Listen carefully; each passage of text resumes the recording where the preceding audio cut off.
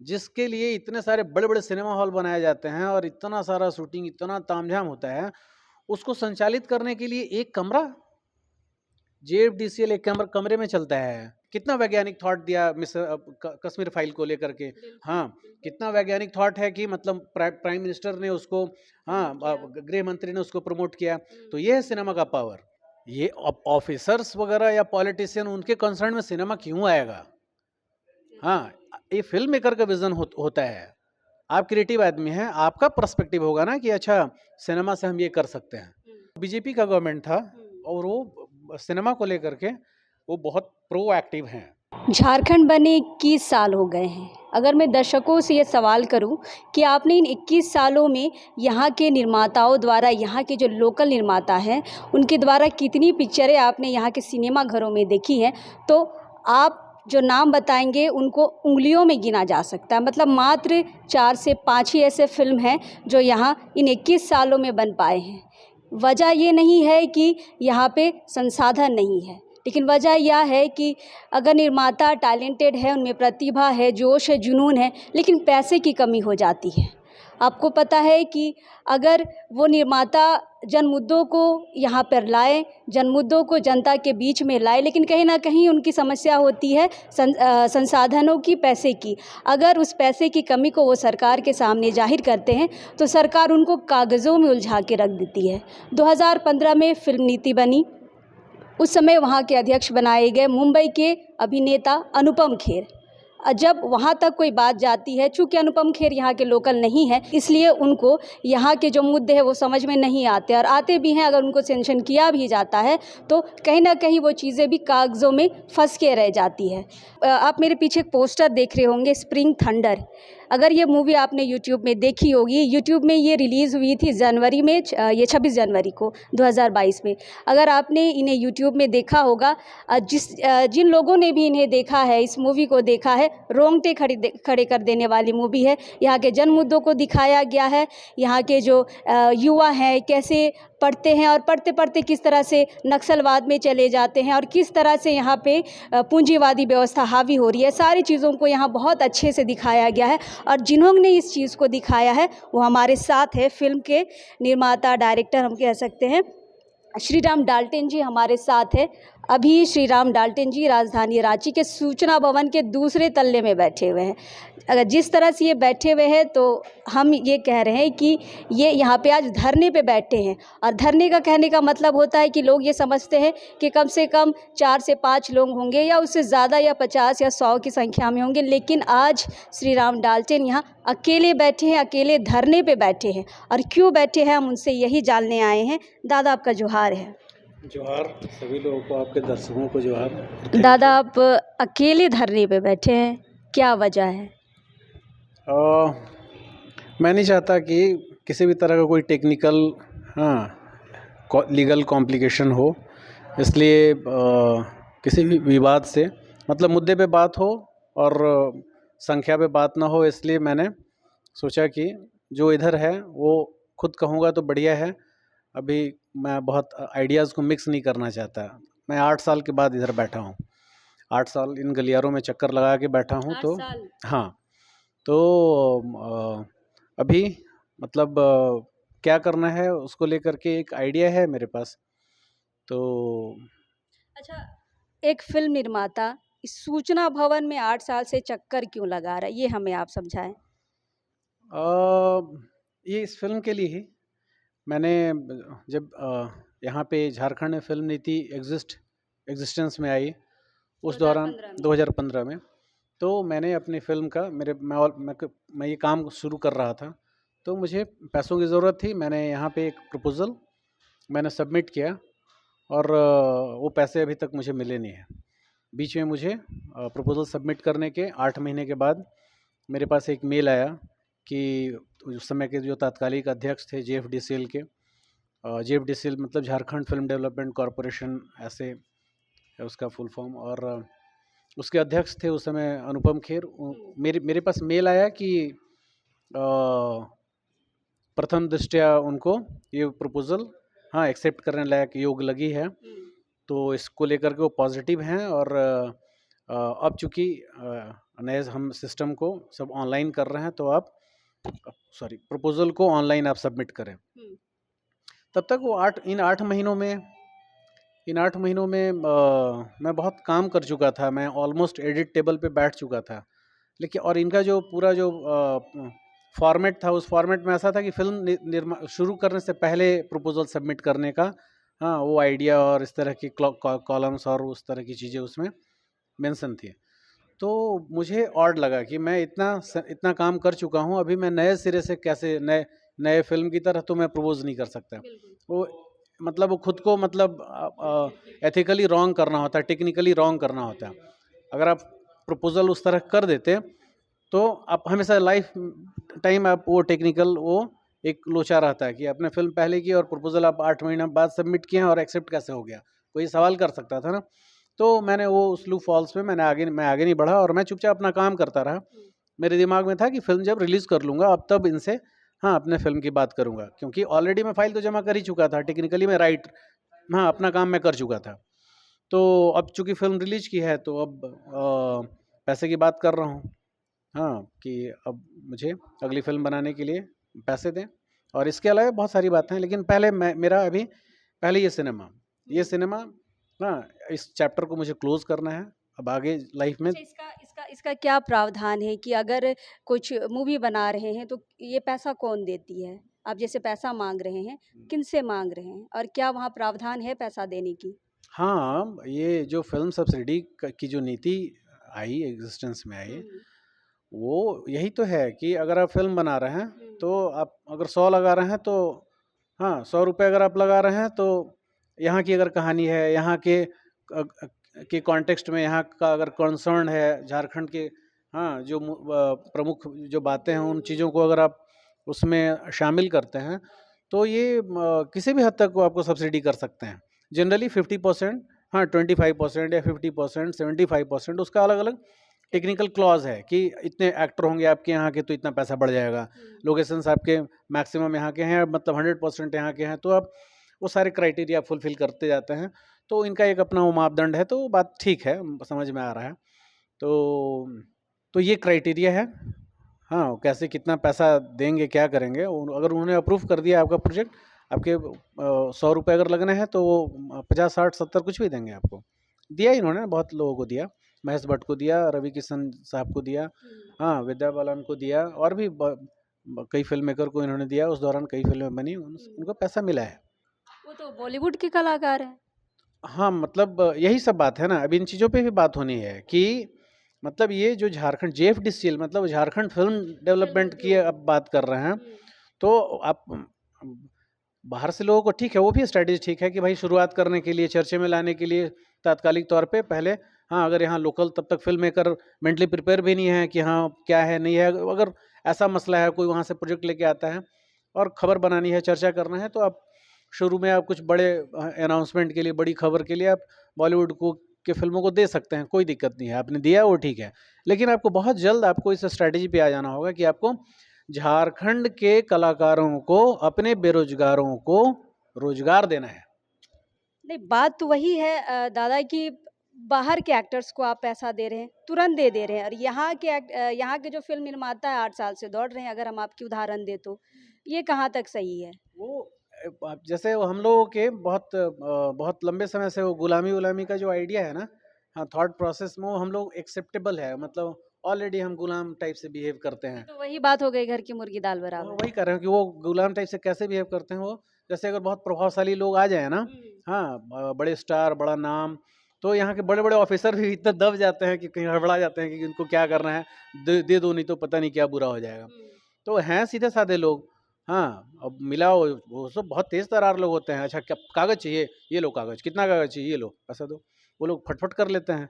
अब यहाँ के बच्चे, अच्छा, हाँ, अच्छा, सिनेमा बनाने में कम, कागज बनाने में सब लगे रहते हैं। और इसलिए मैंने शुरू में ही कहा कि यहाँ के लोगों को कागजों में उलझा के रख दिया जाता है, उम्र पार हो जाती है, डायरेक्टर वाला जो दिमाग होता है वो भी खत्म हो जाता है। क्या है ना, अब जैसे इस विभाग को, JFDCL को, मतलब जो अन्य विभाग जो हैं, वो उस तरह के टेंडर और टेंडरशिप की तरह से इसको बिहेव नहीं करना चाहिए।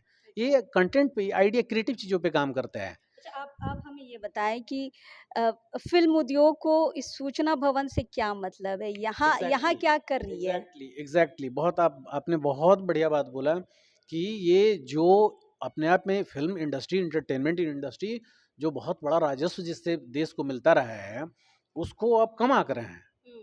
अगर आप नहीं समझ रहे हैं, जिसके लिए जिसके लिए इतने सारे बड़े बड़े सिनेमा हॉल बनाए जाते हैं और इतना सारा शूटिंग, इतना तामझाम होता है, उसको संचालित करने के लिए एक कमरा, JFDCL एक कमरे में चलता है।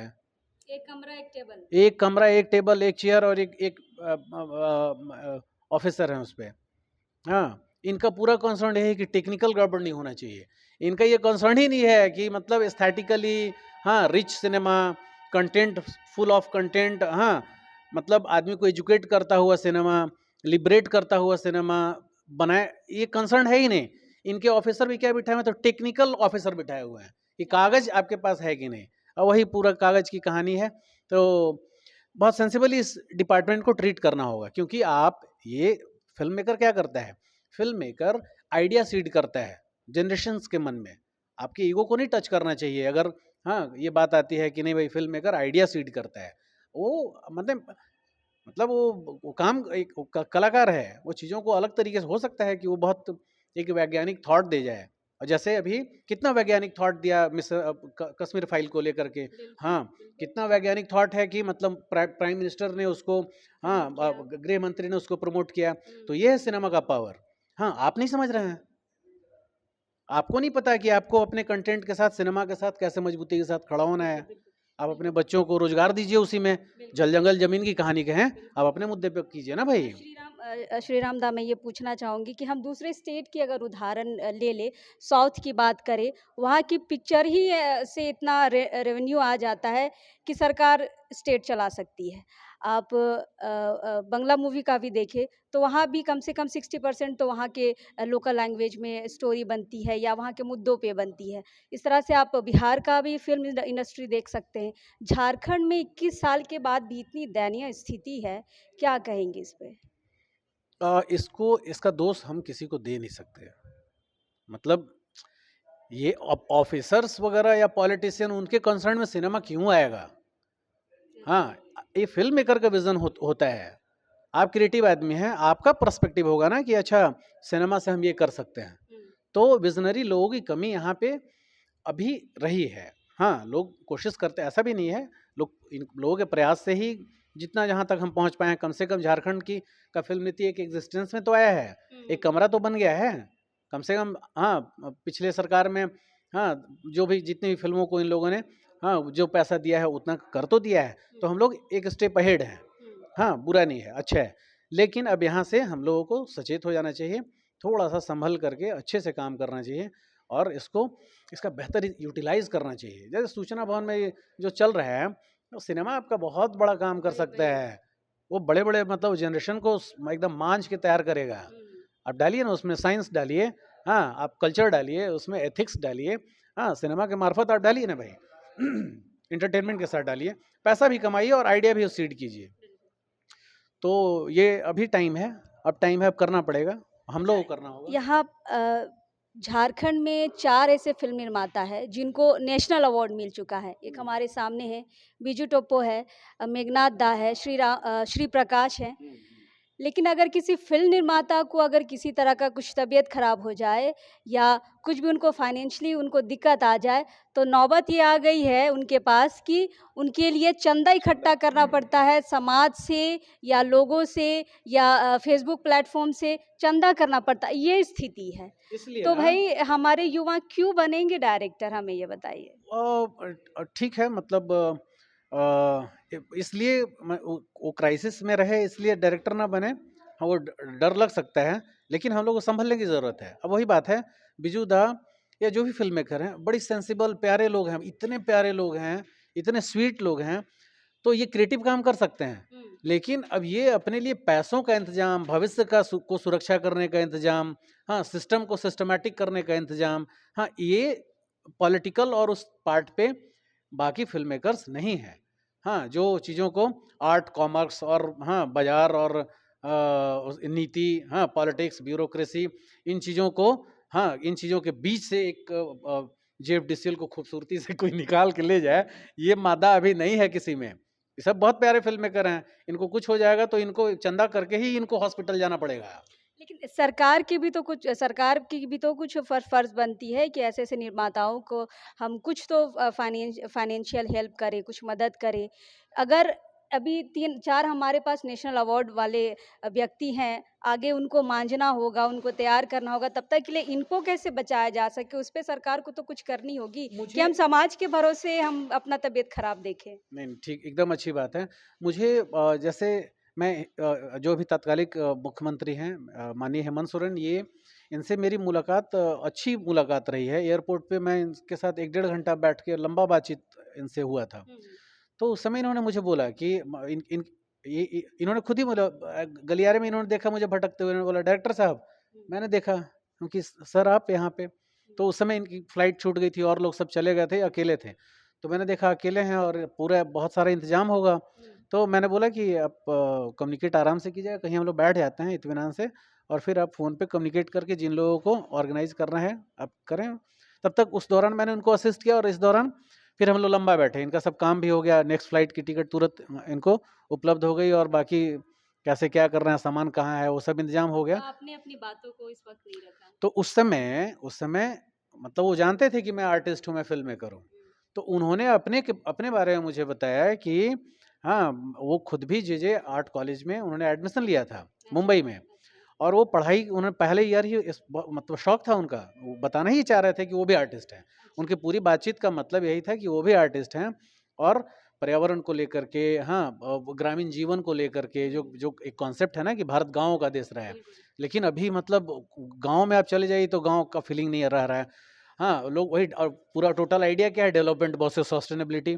जहाँ जल, जंगल, ज़मीन की आप बात कर रहे हैं, वहीं पे डेवलपमेंट के नाम पे जो अंधाधुंध मतलब जो शहरीकरण और पेड़ों की कटाई और, हाँ, वो अलग चीज़ें हैं ना, तो उस दिशा में बढ़ रहे हैं। तो मैं ये जानता हूँ कि सेंसिबल आदमी है, सेंसिबल आदमी है। अब ये है कि मतलब सराउंडिंग में जो भी लोग हैं, हाँ, वो लोग थोड़ा-सा कंसर्न शो करें इस इंडस्ट्री के बारे में, फ़िल्म इंडस्ट्री के बारे में, और इस पे इन्वेस्ट करना होगा।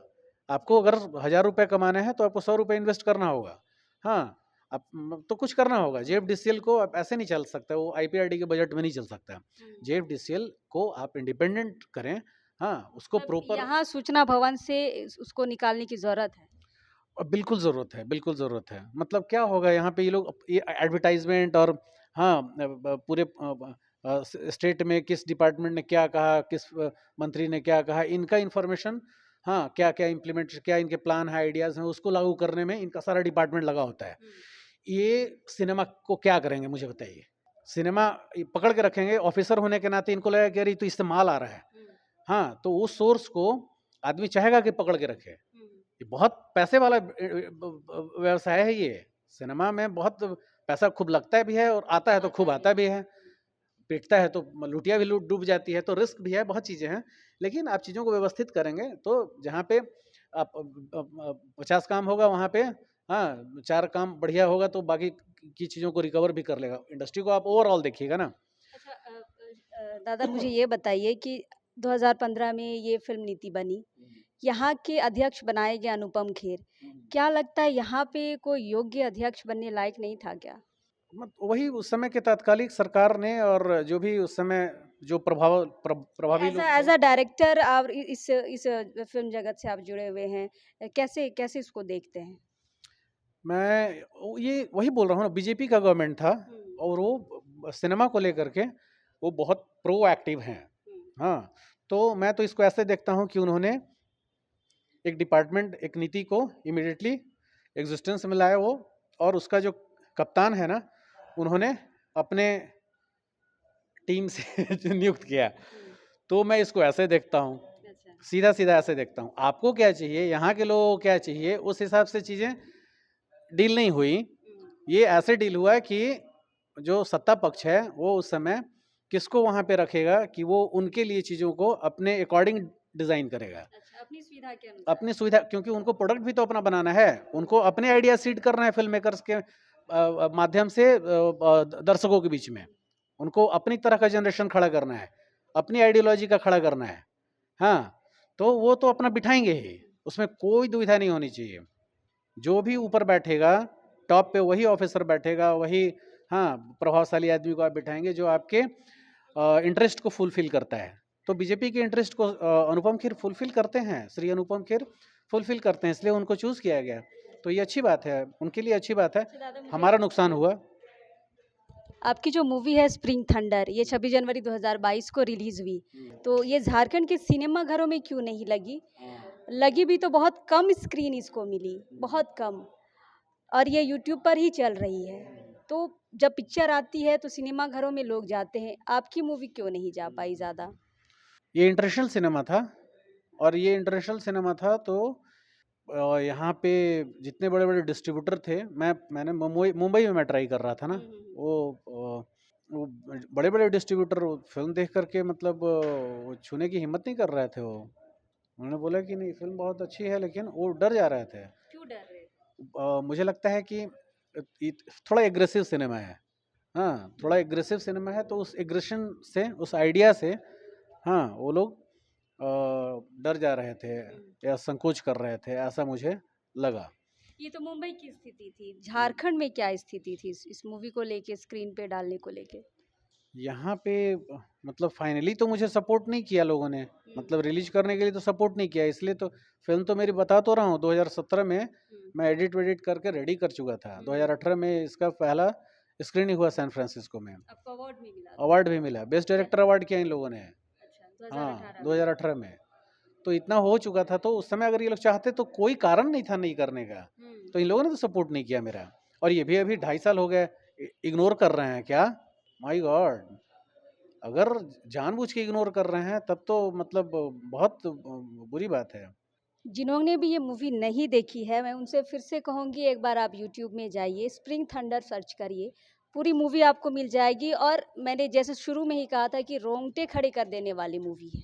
आपको इस मूवी में हर कुछ मिलेगा, पूंजीवाद मिलेगा, यहाँ नक्सलवाद कैसे बनते हैं, किस परिस्थिति में युवा पढ़ते हैं, एक पीएचडी डिग्री होल्डर लड़का किस तरह से नक्सली बन जाता है, ये सारा कुछ इसमें दिखाया गया है। लोग कहते हैं कि झारखंड में नक्सलवाद बहुत ज़्यादा है, अरे भाई नक्सली बनते क्यों हैं उसको भी देखना बहुत ज़रूरी है। किसी को शौक नहीं है कि पीएचडी कर ले और नक्सली बन जाए, किन परिस्थितियों में उनको बनाया जाता है, किस परिस्थिति में वो खुद वहाँ चले जाते हैं। श्री राम डाल्टन ने इस मूवी में बहुत अच्छी तरीके से दिखाया है। फ़िलहाल जो हम इस वीडियो को बनाने से हमारा ये मकसद था, इनसे मिलने का हमारा ये मकसद था कि आज वे 1 दिवसीय धरने पे हैं। एक दिवसीय नहीं, मैं अभी जो कल पदयात्रा खत्म हुआ है ना, नेतरहाट से राजभवन तक की पदयात्रा 5 दिन में खत्म हुई, तो उस 5 दिन से पहले 8 दिन तक मैं यहीं बैठा हुआ था। अच्छा, हाँ, कब तक चलेगा? जब तक पैसे ना मिल जाए बैठे रहेंगे? एकदम। सुनो, मेरे पास पैसे नहीं हैं, मैं घर जाके किसको क्या बोलूँगा। ये यहाँ की अभी वर्तमान स्थिति है यहाँ के फिल्म निर्माताओं की। 8 दिन से बैठे हुए हैं, 8 साल इंतज़ार भी किए हैं और अपना प्रपोज़ल देने के बाद 8 महीने वेट भी किए हैं। मतलब सिर्फ़ इंतज़ार ही लिखा हुआ है अगर फिल्म निर्माताओं के नसीब में, और उसके बाद भी इतनी अच्छी मूवी बनती है, तो कहना ही क्या है। फिर से मैं कहूँगी कि सरकार को इस पर ध्यान देना चाहिए। बहुत अच्छी जगह है ये फ़िल्म उद्योग, काफ़ी रेवेन्यू यहाँ से मिल सकती है, और जो यहाँ के डायरेक्टर हैं, लोकल हैं और यहाँ के जन मुद्दों पे काम करते हैं। कोई बाहरी आपको कहानी नहीं मिलेगी, यहाँ जो जल, जंगल, ज़मीन से जुड़ी हुई कहानी मिलेगी, हर तरीके की आपको यहाँ से जुड़ी हुई कहानी मिलेगी। तो सरकार को इस पे ध्यान देने की ज़रूरत है, और जहाँ तक इनकी माँगें हैं, इनको सुनने की ज़रूरत है। एक अकेला व्यक्ति अगर धरने पर बैठा है, तो ये लाखों के बराबर है। जिस तरह से इनके मुद्दे हैं, जिस तरह से इनकी सोच है, ये लाखों के बराबर है। और सरकार को खासकर ये खुद कह रहे हैं कि हमने हेमंत सोरेन से बात की है, खुद भी वो एक कलाकार की तरह उनके अंदर जज़्बात है, उस चीज़ को समझते हैं, तो इनकी भावनाओं को कद्र करते हुए इनकी समस्याओं पे गौर ज़रूर करना चाहिए। हमारे साथ बने रहिए, फ़िलहाल अभी के लिए जोहार रहेगा।